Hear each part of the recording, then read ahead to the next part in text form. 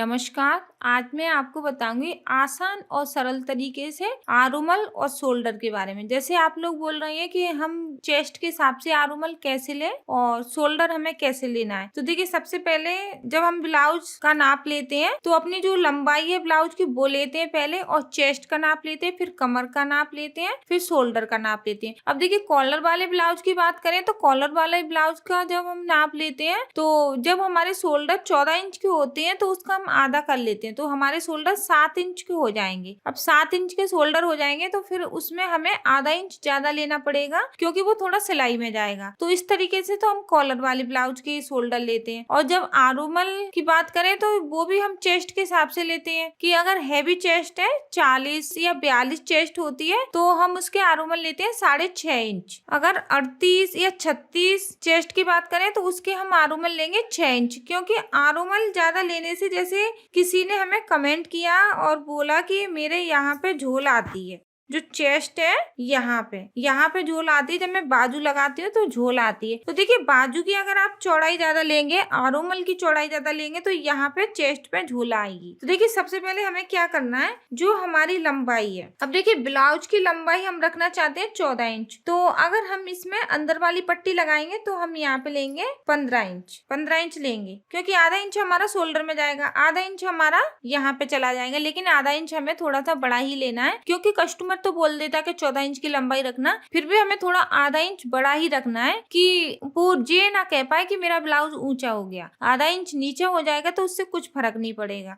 तो पहले तो हमें लंबाई लेनी है अपनी इस तरीके से। अगर प्लेन कपड़ा है तो हम तुरपाई करेंगे, तो हम यहाँ पे 1 इंच तो तुरपाई में ऐसे अंदर की साइड कर देंगे, आधा इंच हमारा यहाँ पे सिलाई में चला जाएगा, तो हमें नीचे की साइड चाहिए 1.5 इंच। अगर कपड़ा छोटा है तो 1 इंच भी चलेगा, आधा इंच यहाँ पे चला जाएगा सिलाई में, आधा इंच से थोड़ा सा कम, और थोड़ा सा हम यहाँ पे अंदर की साइड दबा देंगे, तो उसके लिए हमें 1 इंच लेना है। अगर कपड़ा कम है तो 1 इंच लेंगे, अगर कपड़ा ज्यादा है तो हम 1.5 इंच लेंगे। तो ये लंबाई होगी हमारी। अब उसके बाद देखिए, जैसे मैंने आपको कॉलर वाले शोल्डर बताए कि हमें उसका आधा करना है। अगर हमारे शोल्डर है 15 इंच तो उसका आधा करना है हमें 7.5 इंच, और फिर उसमें आधा इंच हमें ज्यादा लेना है, क्योंकि हमारा सिलाई में जाएगा। तो वो कॉलर वाली जो वीडियो मैंने बताई है उसमें आप देख लें शोल्डर हमें कैसे कम ज्यादा करनी है, और वैसे मैं इसमें पूरी कोशिश करूंगी आपको बताने की। अब जब देखिए हम डीप गला बनाते हैं तो हम हमेशा 5.5 इंच के शोल्डर लेते हैं, क्योंकि शोल्डर हमारे यहाँ पे सही रहेंगे तो कंधे भी नहीं गिरेंगे। अगर हम नॉर्मल गला बनाएंगे, जैसे हम पीछे का गला रखेंगे 6 इंच 7 इंच, तो उससे क्या है कि जब हम गले की चौड़ाई ज्यादा लेते हैं, जैसे हम यहाँ पे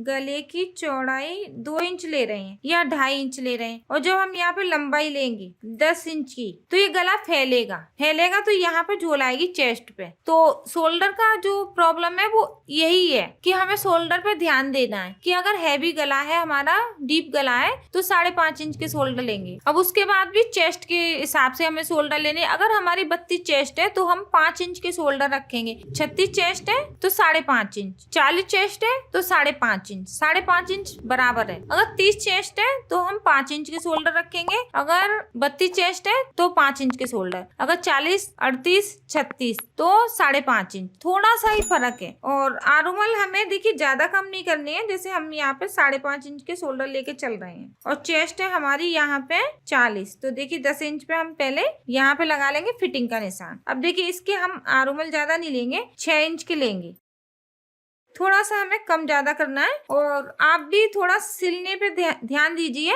जो स्टिचिंग की वीडियो होती है वो बराबर होती है, बस हमें प्लेट का ध्यान रखना है कि हैवी चेस्ट है तो हमें गहराई में प्लेट डालनी है। वो प्लेट का जो वीडियो है कैसे डाली जाती है वो मैंने पहले ही डाल चुकी हूँ मैं अपने चैनल में, तो आप प्लीज चैनल में जरूर देखा करें कि वीडियो के नीचे जो चैनल का नाम आ रहा है ना, टेलरिंग इन हिंदी चैनल, आप उस पर क्लिक कीजिए, उसके बाद ऊपर लिख के आएगा वीडियो, फिर आप उस पर क्लिक कीजिए तो पूरा चैनल आ जाएगा। तो मैं हर तरह से कोशिश करती हूँ कि आपको अच्छे से समझ में आना चाहिए। तो देखिए, यहाँ पे हमें 1.5 इंच लेना है सिलाई के लिए, इस तरीके से। अब देखिए यहाँ पे कितना हो गया आरुमल। अगर हम लंबाई ज्यादा लेंगे तो यहाँ पे झोल आएगी, तो आरुमल का हमें ध्यान रखना है कि हमें ज्यादा नहीं लेना है। जैसे 42 चेस्ट है तो हम 6.5 इंच के आरुमल लेंगे, और शोल्डर तो हमें ऐसे ही लेनी है 5.5 इंच। डीप गला बनाएंगे तो 5.5 इंच। अगर हम सिंपल गला बनाएंगे, हम यहाँ पे जैसे रखेंगे 7 इंच का गला, इस तरीके से हमने लिया ये 7 इंच का गला, तो आरुमल ले लेंगे हम यहाँ पे 6 इंच, क्योंकि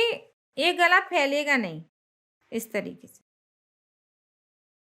और पीछे की जो प्लेट है उसका हम इसका आधा कर लेंगे। तो जैसे 40 चेस्ट है तो हम यहाँ पे 5 इंच पे प्लेट का निशान लगा लेंगे। इस तरीके से हमें प्लेट का निशान लगाना है। और आगे का जो पल्लर है वो हम थोड़ा सा आधा इंच कटिंग जरूर करेंगे, क्योंकि यहाँ पे झोल नहीं आए। झोल की वजह से हम आधा इंच का कटिंग करते हैं आरोमल में। अब देखिए, सबसे पहले मैं आपको ये पूरी कटिंग बता रही हूँ सादा ब्लाउज की, तीरे वाली की, और इसमें आरोमल और शोल्डर भी बता रही हूँ। ये 40 चेस्ट का ब्लाउज है। आप थोड़ा सा गुंजाइश ज्यादा लेके 42 चेस्ट का भी इसी तरीके से कटिंग कर सकते हैं, थोड़ा सा ही कम ज्यादा होता है। अब देखिए, इसको हम आगे की साइड रखेंगे और बाजू की कटिंग भी बताऊंगी कि झोल कैसे आती है आगे की साइड। जो इस तरीके से भी निकाल सकते हैं हम, अगर हम चाहें तो इस तरीके से भी निकाल सकते हैं। यहाँ से हम अपना तीरा निकाल लें। 10 इंच तीरा रखना है हमें। यहाँ पे कपड़े को हमें बचाते हुए कटिंग करनी है। ये तीरा हो जाएगा। और यहाँ पे हमें अपना आगे का पल्ला, और डबल तीरा भी लगा सकते हैं हम। इसको यहाँ से भी निकाल लें, यहाँ से भी निकाल लें।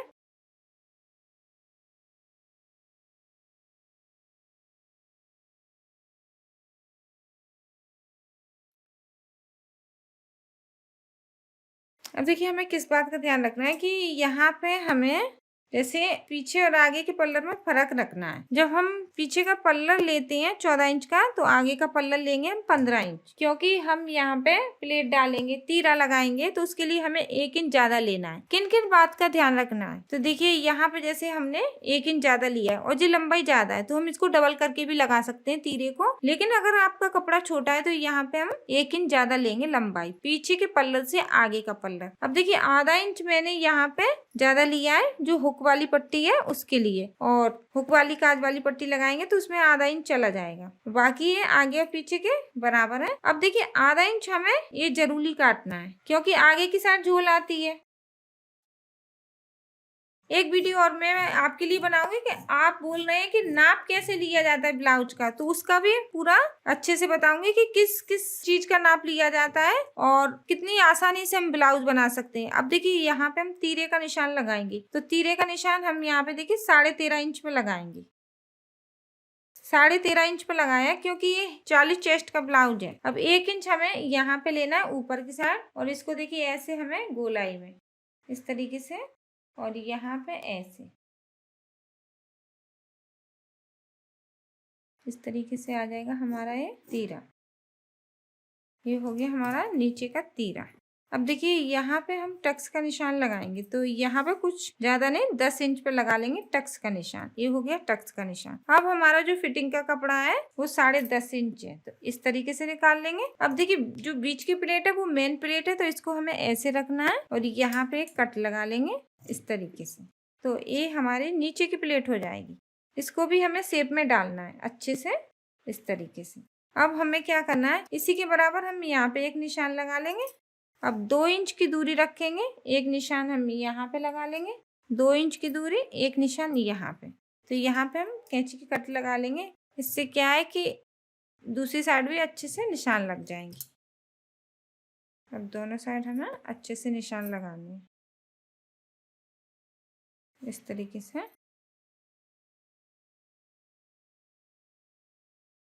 ये हो गए दोनों साइड। अब हमें ये तीरा है वो रखना है हमें इस तरीके से। जो यहाँ पे चौड़ाई ज्यादा है ना, वो हम आगे की साइड रखेंगे। जो चौड़ाई ज्यादा है यहाँ पे कम चौड़ाई है इस तरीके से।